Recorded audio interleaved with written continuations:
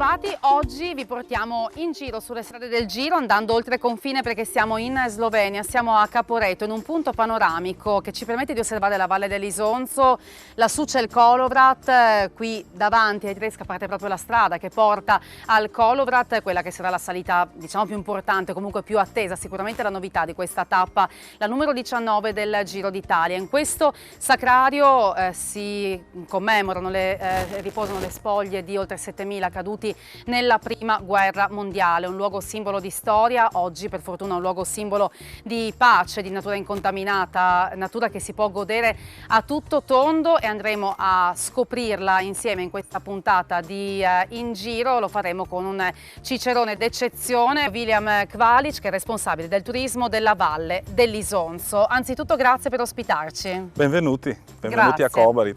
Grazie mille. Valle dell'Isonzo che comprende che territori, quali comuni? Beh, la Valle d'Isonzo comprende dai comuni di Bovec, comune di Kobarid, Tolmino e Canal.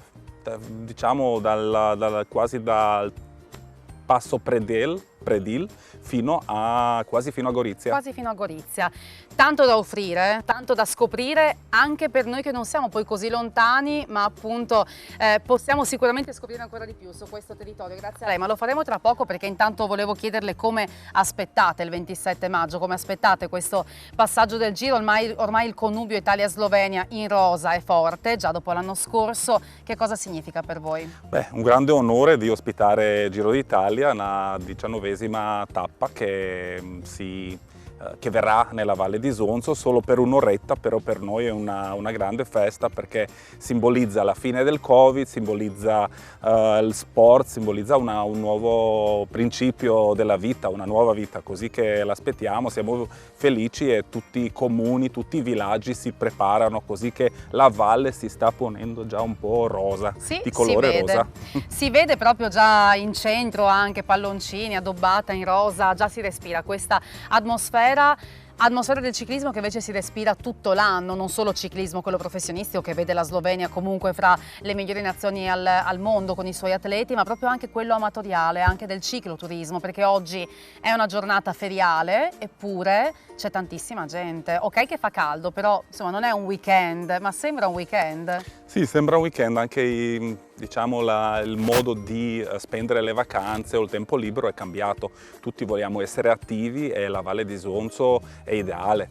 Anche durante questi 2 anni tanta gente arrivava qua perché si poteva godersi la natura in un modo sicuro. Anche sulle 2 ruote, cioè anche proprio... Sì, il ciclismo è grande in Slovenia, era anche prima, però ora con i successi anche dei ciclisti sloveni è ancora più grande, così che noi aspettiamo durante il Giro nella tutta valle più o meno 50.000 persone che arriveranno qua.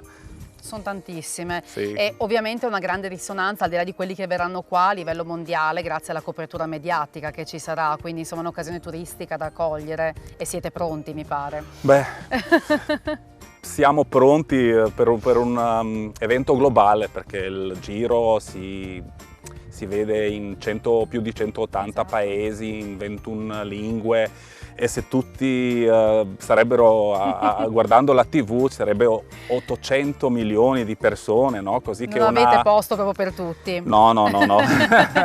Però insomma il turista che sceglie la Valle dell'Isonzo che cosa cerca e che cosa trova? Beh, il turista che arriva a Valle d'Isonzo è un turista attivo che vuole spendere il tempo libero in un modo naturale, all'aria aperta, con gli sport sull'Isonzo, con gli sport, con il ciclismo, andando in montagna. Facciamo il yoga, facciamo un po' di meditation, di tutto, no? Così che prendiamo un po' di tutto e vediamo che la gente non arriva qua solo durante l'estate, solo durante l'inverno, però poco a poco tutto l'anno abbiamo. Dove mi porta adesso a scoprire un'altra visuale di città? Beh, dove andiamo? Adesso andiamo a vedere l'Isonzo, no? Per forza. Sì, per forza. Sì.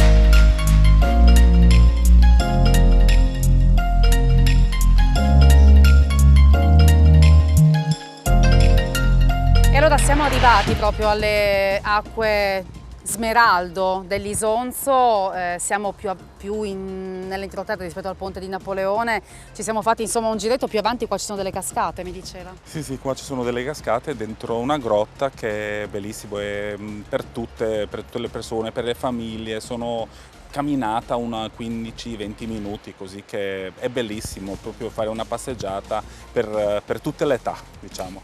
Allora, abbiamo parlato di trekking, hiking, insomma ciclismo, l'abbiamo detto prima, però c'è tanto altro, ci sono gli sport d'acqua, ci sono anche gli sport d'aria. Sì, c'è il paracadutismo, poi c'è il kayak, c'è il rafting, c'è il zipline, anche altri sport come canyoning, di tutto, no? Così che qua si spende una settimana, 10 giorni come un minuto, no?